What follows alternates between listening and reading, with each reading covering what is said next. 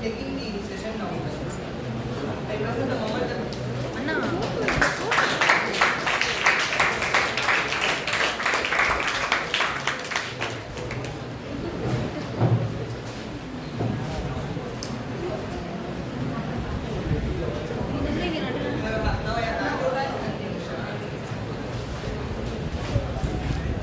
Hi guys, myself Mr. Mali.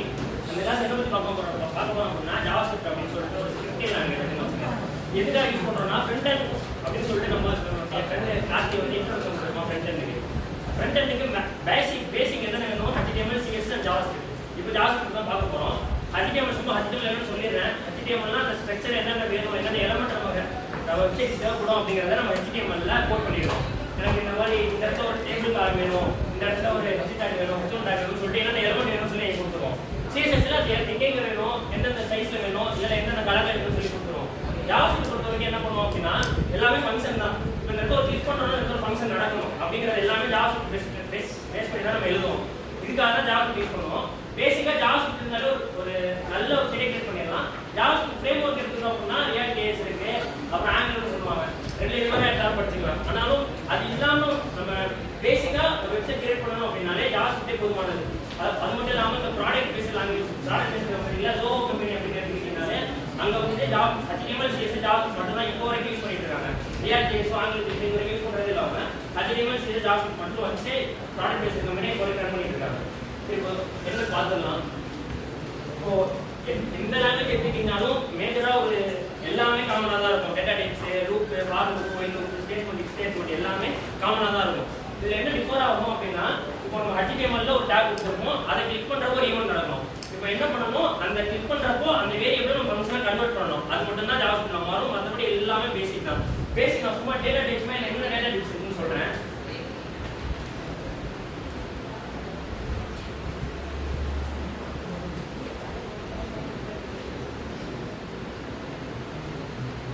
இந்த இடத்துல இன்னொரு முக்கியமான விஷயம் என்னன்னா, இப்போ PHP தெரிஞ்சுருக்கு அப்படின்னா PHP-ல நம்ம டேட்டா டைப்ஸ் மென்ஷன் பண்ண தேவையில்லை. அதே மாதிரி தான் இங்கே டேட்டா டைப்ஸ் மென்ஷன் பண்ண தேவையில்லை. இப்போ கான்ஸ்ட் A = 3 கொடுத்துட்டேன். ஆனால் நான் இன்டோ இல்லை ஸ்ட்ரிங்கோ எதுவும் நம்ம கொடுக்கவே இல்லை. ஆனால் இதோவே எடுத்துக்கிறோம். இப்போ 3 கொடுத்தா அது ஸ்ட்ரிங்ஸ் இன்ட்டு அதவே எடுத்துக்குவோம். இப்போ என்னன்னு பார்த்துவோம் நம்ம ஸ்க்ரீனில்.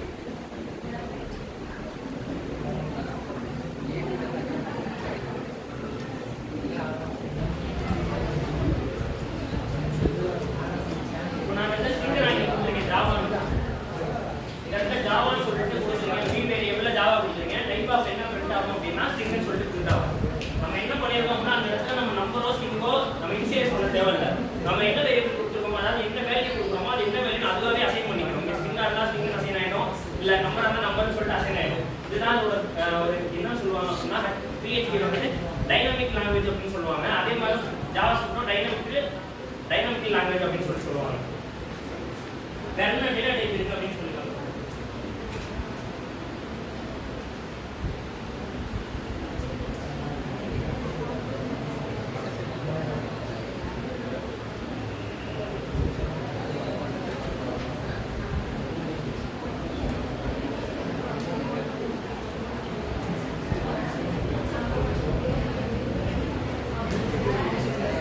ட்ரூ ஆர் ஃபால்ஸ் அப்படின்னு சொல்லிட்டு ஒரு டேட்டா டைப் இருக்கு. ட்ரூ ஆர் ஃபால்ஸ் அப்படின்னா பூலியன் தான், 0 and 1 அப்படின்னு சொல்லிட்டு தான் எடுத்துக்கோம். இது ஒரு டேட்டா டைப் இருக்கு. நம்பர் இருக்கு, அதுக்கப்புறம் பூலியன் வேற ஒரு டேட்டா டைப் இருக்கு. எல்லா லாங்குவேஜ்லயும் இருக்கிற டேட்டா டைப் தான் இங்கேயும் இருக்கும். ஆனா நீங்க இன்சீரியஸ் பண்ண தேவையில்ல. நம்ம கான்ஸ்ட் ஏதாச்சும் அந்த கான்ஸ்ட் எதுக்கு நான் சொல்றேன், அந்த கான்ஸ்ட் என்ன வேல்யூ கொடுக்குறோமோ அந்த வேல்யூவோட டேட்டா டைப் அது எடுத்துக்கும். அதோட டைப் ஆஃப் அப்படின்னு சொல்லி கொடுத்து நம்ம பார்த்தோம் என்ன டைப்ல ஸ்டோர் ஆயிருக்கு அப்படின்னு சொல்லிட்டு. இன்னொன்று என்னன்னா கான்ஸ்ட் எப்படி ஏன் அந்த கான்ஸ்ட் யூஸ் பண்றோம், கான்ஸ்ட் சொல்றோம் இருக்கு, அதுக்கப்புறம் லெஃப்ட் சொல்றோம் இருக்கு, அப்புறம் வேர் மூவ் இருக்கு. கான்ஸ்ட் யூஸ் பண்ணா குளோபலா ஒரு வேரியபிள் டிக்ளேர் பண்றோம் அப்படின்னா அந்த வேரியபிள் மாத்த சேஞ்ச் பண்ணவே போறது இல்லை. இப்போ ஏ க்கு கொடுத்துறோம், இந்த ப்ரோக்ராம்ல எங்கேயுமே அந்த ஏ அப்படிங்கிற வேரியபிளை நம்ம சேஞ்ச் பண்ணவே முடியாது. சேஞ்ச் பண்ண எரர் காட்டிடும்.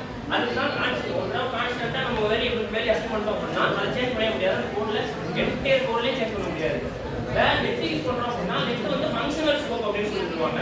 வேற மேக்ஸிமம் யூஸ் பண்ண மாட்டாங்க, அதுவும் ஃபங்க்ஷனல் ஸ்கோப் தான். பட் லெஃப்ட் எங்க யூஸ் பண்ணுவோம்னா ஃபங்க்ஷனுக்குள்ள ஃபார் லூப்ல லெஃப்ட் ஐ ஈக்குவல் டு 0 அப்படின்னு யூஸ் பண்ணுவோம். அந்த லெஃப்ட் யூஸ் பண்ணோம்னா ஐயோட வேல்யூ சேஞ்ச் ஆகிட்டே இருக்கும். ஏன்னா இன்க்ரிமெண்ட் பண்ணிட்டே இருக்கும் பாத்தீங்களா, அதுல வேல்யூ சேஞ்ச் ஆகிட்டே இருக்கும். அதனால லெஃப்ட் யூஸ் பண்ணுவோம். அதே மாதிரி ஃபங்க்ஷனல் ஸ்கோப் இது வந்து குளோபல் ஸ்கோப்னு சொல்லுவாங்க. இந்த குளோபல் ஸ்கோப் ஃபங்க்ஷனல் ஸ்கோப், இதுவும் ஃபங்க்ஷனல் ஸ்கோப் தான். ஆனா மேக்ஸிமம் யூஸ் பண்ண மாட்டாங்க. கான்ஸ்ட் ஆஃப் லெஃப்ட் வந்து ஃபங்க்ஷனுக்குள்ள யூஸ் பண்றது. ஃபங்க்ஷனுக்குள்ள அப்படின்னா ஒரு ஃபங்க்ஷன் எழுதிட்டோம், அந்த ஃபங்க்ஷனுக்குள்ள லெஃப்ட் இருக்கு, அந்த லெஃப்ட்டை வெளில யூஸ் பண்ணிட்டோம் அப்படின்னா அந்த லெஃப்ட்டை வந்து அசைன் ஆகாது.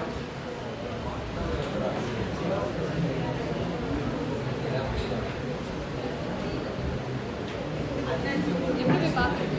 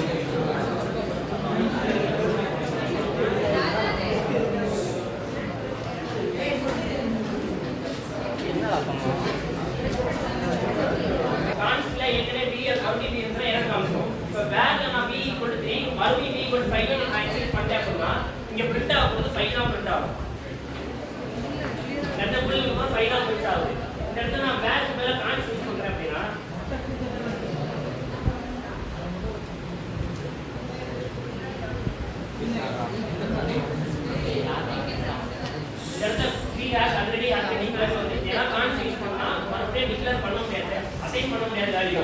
நம்ம வேர் நெட் இல்லைன்னா வேர் யூஸ் பண்றப்ப மட்டும்தான் மறுபடியும் அந்த வேரியபிளுக்கு வேற வேல்யூ அசைன் பண்ண முடியும். இதுக்காக தான் நம்ம கான்ஸ்ட் வேர் நெட் யூஸ் பண்றோம்.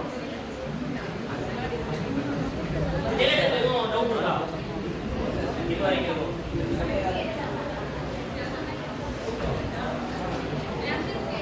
அதுக்கப்புறம் அலர்ட் மெசேஜ் சொல்லிட்டு ஒன்று இருக்கு, அது பார்க்கலாம்.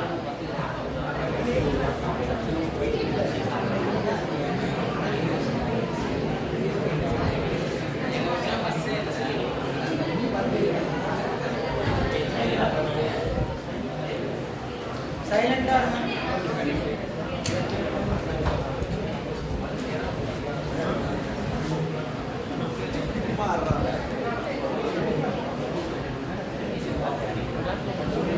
இந்த இடத்துல இப்போ அரே நான் அலர்ட் அப்படின்னு சொல்லி ஒரு மெசேஜ் வச்சிருக்கேன்.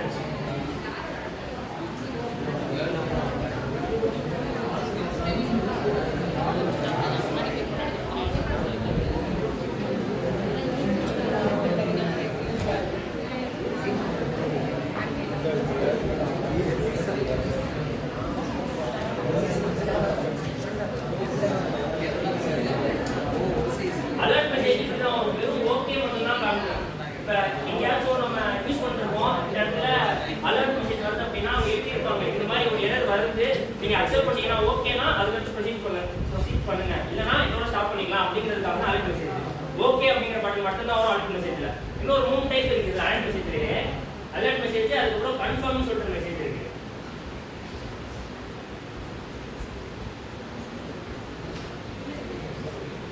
கன்ஃபார்ம் மெசேஜ்ல ஓகே ஆர் கேன்சல் ரெண்டு வரும். நமக்கு இந்த இடத்துல ப்ரொசீட் பண்ணலாம், இல்லைனா இந்த இடத்துல கேன்சல் பண்ணிக்கலாம் அப்படின்னு சொல்லிட்டு நமக்கு ஏதாவது ஒரு இன்புட் வாங்கணும். இப்போ இந்த இடத்துல என்ன ஸ்டோர் ஆகும்னா ஓகேனா 1 அப்படின்னு ஸ்டோர் ஆகும், அது பூலியன் வேல்யூல. நம்ம இதை எப்படி ஜாவாஸ்கிரிப்ட் எப்படி மாத்தலாம்? ஓகே கொடுத்தா ஒரு வேல்யூல 0 இல்லைனா 1 அப்படின்னு ஸ்டோர் ஆகும். 1ன்னு வந்துட்டா ப்ரொசீட் பண்ணுங்க, 0 வந்து கேன்சல் கொடுத்துட்டாங்க அப்படின்னு சொல்லிட்டு அங்கேயே ஸ்டாப் பண்ணிக்கலாம். இதுக்காக தான் ஓகே கேன்சல். இந்த இடத்துல எதை யூஸ் பண்றோம்னா கன்ஃபார்ம். அது வந்து பார்த்துக்கோங்க. இந்த இடத்துல அலர்ட் மெசேஜ் பண்ணிருக்கோம், முன்னாடி அலர்ட் மெசேஜ் யூஸ் பண்ணிருக்கோம், இப்போ கன்ஃபார்ம் மெசேஜ் யூஸ் பண்றோம். கன்ஃபார்ம் மெசேஜ்ல ஓகேவும் கேன்சல் அப்படின்னு சொல்லிட்டு 2 பட்டன் வரும். ஓகேனா 1, கேன்சல் அப்படின்னா 0 சொல்லிட்டு பூலியன் வேல்யூ நமக்கு வரும். அதை வச்சு நமக்கு அடுத்து ப்ரொசீட் பண்ணலாமா வேணாமான்னு சொல்லிட்டு நம்ம டிசைட் பண்ணிக்கலாம். அடுத்து இன்னொன்று சொன்னா ப்ராம்ப்ட்னு சொல்லி ஒன்று இருக்கும்.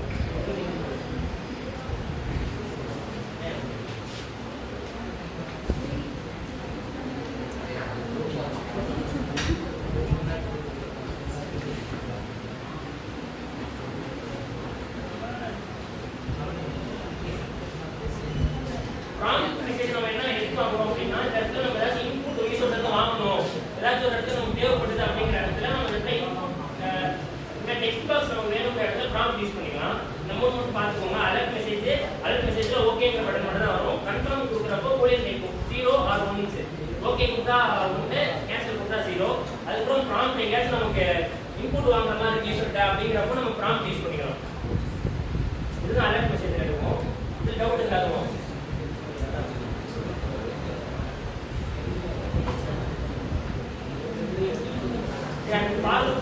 பார்க்கலாம்.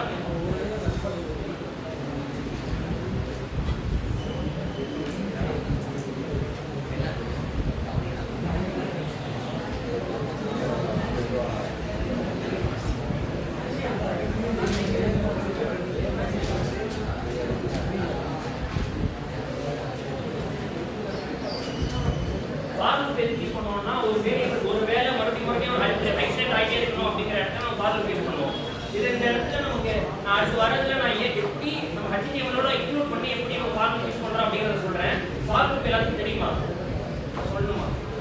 இல்ல ஃபார்லூப் அதான் இந்த இடத்துல ஃபார்லூப் நம்ம ஐ யூஸ் பண்ணிருக்கேன். இந்த ஐக்கு வந்து எரர் காட்டணும். நீ ஏன் காட்டல அப்படின்னா நம்ம யூஸ் டிக் அப்படின்னு சொல்லிட்டு ஒரு நோட் இருக்கு ஜாவாஸ்கிரிப்ட்ல. யூஸ் டிக் நோட் கொடுத்துட்டோம் அப்படின்னா சின்ன மைனூட்டான எரரையும் அது வந்துட்டு எரர் டிஸ்ப்ளே பண்ணும். அது யூஸ் பண்ணல அப்படின்னா அது லெஃப்ட் கான்ஸ் யூஸ் பண்ணனால அது காட்டாது. அது வந்து பாத்தீங்க யூஸ் டிக் முன்னாடியே கொடுத்துட்டோம் அப்படின்னா அந்த எரர் காட்டும். ஃபார்லூப்ல ஐ வந்து 0 கொடுத்துட்டாங்க, ஐ வந்து லெஸ் தென் 10, ஐ பிளஸ் பிளஸ். இதெல்லாம் பிரிண்ட் என்ன ஆகுதுன்னு பார்த்துக்கலாம். இது வந்து இந்த சைடுல உள்ளதுக்கு ஐயோட வேரியபிள், இந்த சைடுல உள்ளதுக்கு ஜேயோட வேரியபிள். இப்போ லூப் எப்படி ஐட்ரேட் ஆகுது மட்டும் ஒன்று பண்ணுங்க. இது வந்து நெஸ்டட் லூப். நான் சும்மா ஃபார் லூப் படிச்சு சொல்லினா அது நெஸ்டட் லூப்.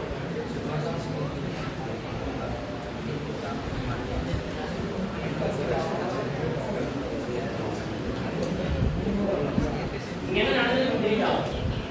ஃபார் லூப்ல I வந்துட்டு லெஸர் தென் 10 னு சொல்றீங்க. அதனால இங்க 9 ஓட இருந்துச்சு. அப்புறம் I++ அது 9 வரைக்கும் ஐட்டரேட் ஆகி போகுது அவ்வளவுதான். இப்போ nested for loop nested for loop iterate ஆகுது என்ன தெரியுமா? சைலன்ஸ். நெஸ்டட் ஃபார் லூப் மூலமா ஃபார் லூப் ஐட்டரேட் ஆகுது தெரியுமா? Silence please. இப்போ இங்க எப்படி ஐட்டரேட் ஆகுதுன்னு சொல்லிடுறேன். I = 0ங்கறனால ஃபர்ஸ்ட் சொன்னா 0 ல இருந்து ஸ்டார்ட் ஆகுது I. இப்போ நான் இத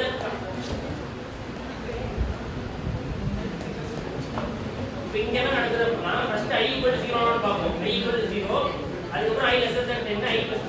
அடுத்து இந்த லூப்க்கு வரும். I = 1 அசைன் ஆயிடும். I lesser than j. j வந்து lesser than I ஆகுற வரைக்கும் j++ ஆகிட்டே இருக்கும். I வந்துட்டு 1 ன்னு வரும். I வந்துட்டு lesser than j ஆன்னு பார்ப்போம். அப்பனா 0 ஓட கம்மி தான் அப்படின்னு சொல்லிட்டு பார்த்துட்டு முதல்ல j இந்த ஃபார் லூப் முதல்ல ஐட்டரேட் ஆகி முடிஞ்சதுக்கு அப்புறம் தான், அதாவது இந்த உள்ள ஃபார் லூப் ஐட்டரேட் ஆகி முடிஞ்சதுக்கு அப்புறம் தான் மேலே போகும். ஒன்ஸ் இந்த I வந்துட்டு லெஸர் தென் j ஆனதுக்கு அப்புறம் தான் இந்த ஃபார் லூப்க்கே வரும். அதனால என்ன நினைச்சேன், நான் என்ன நினைச்சிருந்தேன்னா இப்படிலாம் நடந்துடும், அதுக்கப்புறம் இது நடக்கும்னு சொல்லிட்டு நான் நினைச்சிருந்தேன். ஆனால் அதுக்கப்புறம் பார்க்கறதுனா ஃபர்ஸ்ட்டு இந்த ஐட்டரேஷன் வரும். அதுக்கப்புறம் இந்த ஐட்டரேஷன் இந்த ஃபர்ஸ்ட் ஐட்டரேஷன் மட்டும் தான் நடக்கும். முதல்ல ஃபார் லூப் ஃபர்ஸ்ட் ஐட்டரேஷன் தான் நடக்கும். அடுத்த ஐட்டரேஷன் வந்தோடனே இந்த கேஸ் வந்துட்டு ஃபால்ஸ் ஆகிற வரைக்கும் இந்த ஃபார் லூப் மட்டும் தான் நடக்கும். வேற ஒரு ஃபார் லூப் போகவே போகாது. இந்த j ஐட்டரேட் ஆகி முடிஞ்சதுக்கப்புறம் இப்போ I = 0 இந்த j வந்துட்டு ஐட்டரேட் ஆனதுக்கப்புறம் தான் I = 1 வரும். அதுக்கப்புறம் இந்த ஃபார் லூப் மறுபடியும் ஐட்டரேட் ஆகி முடிஞ்சதுக்கப்புறம் தான் மறுபடியும் I = 2 வரும். இப்படி தான் நெஸ்டட் ஃபார் லூப் வந்து ஐட்டரேட் ஆகும்.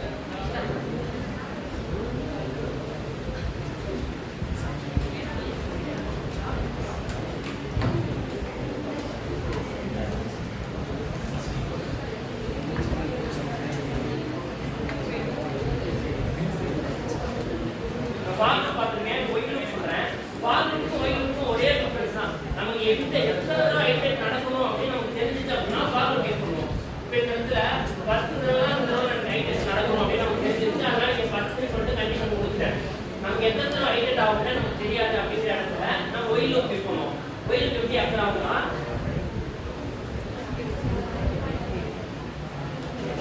ஒயில்ல நம்ம கண்டிஷன் மட்டும் தான் கொடுப்போம். I வந்து இந்த கீயை இந்த 2R பண்ணலாம். I வந்து 50 ஓட லெஸர் தென் ஆயிருக்கும் அப்படின்னு மட்டும் தான் நம்ம கொடுத்துருக்கோம். இங்க என்ன ஐட்டரேட் ஆகும்?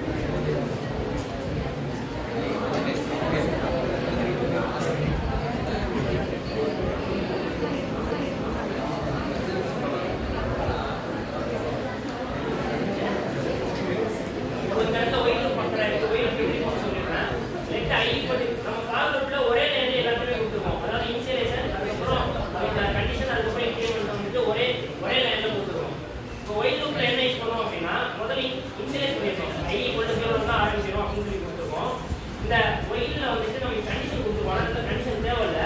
இப்போ எப்படி எந்த இடத்துல யூஸ் பண்ணுவோம் அப்படின்னா ட்ரூ ஆர் ஃபால்ஸ் அப்படிங்கிற இடத்துல தான் நம்ம ஒயில் யூஸ் பண்ணுவோம். இப்போ இந்த கண்டிஷன், அதாவது இந்த கண்டிஷன் மீட் ஆகிற வரைக்கும் இது நடந்தா போதும். நமக்கு எத்தனை ஐட்ரேட் ஆகணும்னு நமக்கு தெரியாது. பட் இந்த கண்டிஷன் மீட் ஆகிற வரைக்கும் நடந்தா போதும். ஐ வந்துட்டு லெஸ்ஸர் தென் 50 ஆகிற வரைக்கும் நடந்தா போதும். அதுக்கு மேல நமக்கு தேவையில்லை. இப்படி இருக்கிற இடத்துல தான் நம்ம ஒயில் யூஸ் பண்ணுவோம். ஆரம்பத்தில் நம்ம i = 10 ஐட்டே நம்ம நடந்தா போதும் அப்படின்னு சொல்லிட்டு நம்ம யூஸ் பண்ணியிருக்கோம். இந்த இடத்துல நமக்கு இதுவுமே தப்பு தான். இந்த இடத்துல எங்கேயாச்சும் நம்ம ப்ராஜெக்ட் பண்ணுறப்போ ஏதாச்சும் ஒரு இடத்துல தேவைப்படும். அங்கே வந்துட்டு ஒரு கண்டிஷன் தான், ஏதாச்சும் இந்த கண்டிஷன் மீட் ஆகிற வரைக்கும் நடந்தா போதும், இத்தனை ஐட்டே நமக்கு நடக்கணும்னு நமக்கு தெரியாது. பட் இந்த கண்டிஷன் வந்தோடனே நமக்கு வெளியானா போதும் அப்படின்னு நமக்கு கொடுத்துறதுனா அந்த வயலில் யூஸ் பண்ணுவோம். ஆனால் இந்த கண்டிஷன் தப்பு தான். i வந்து <15 இது வந்து நம்ம கண்டிஷன் கொடுத்துருவோம். ஆனால் இந்த கண்டிஷன் இருக்கக்கூடாது. நமக்கு இந்த கண்டிஷன் மீட் ஆகிற வரைக்கும் நடந்தா போதும். எத்தனை தடவை ஐட்டேட் ஆகணும் அப்படிங்கிற வந்து நமக்கு தெரியாத இடத்துல தான் வயலில் யூஸ் பண்ணுவோம்.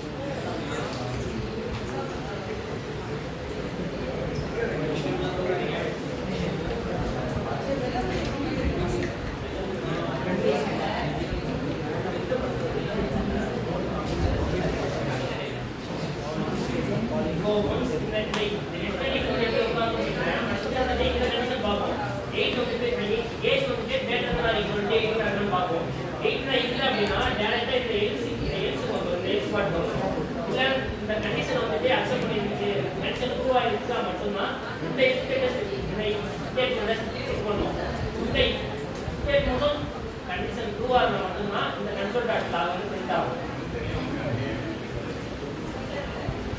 இப்போ இதில் ஏதாச்சும் ஒன்று இந்த இடத்துல நான் வேற ஏதாச்சும் கொடுத்துட்டேனாலும்